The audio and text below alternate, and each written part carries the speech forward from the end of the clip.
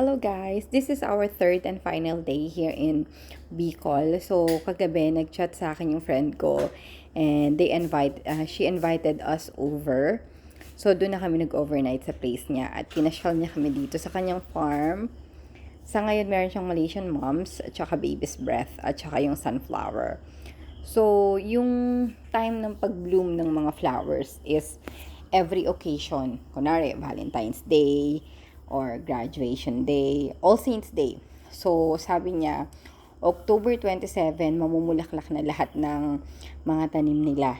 Mas madami pa dyan. Sa ngayon kasi, graduation lang naman yung occasion. Kaya, hindi masyadong madami yung tanim nila.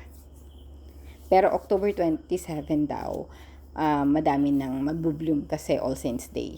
So, yun, if you're interested. So, ito ay sa Naga, Pacol Flower Farm.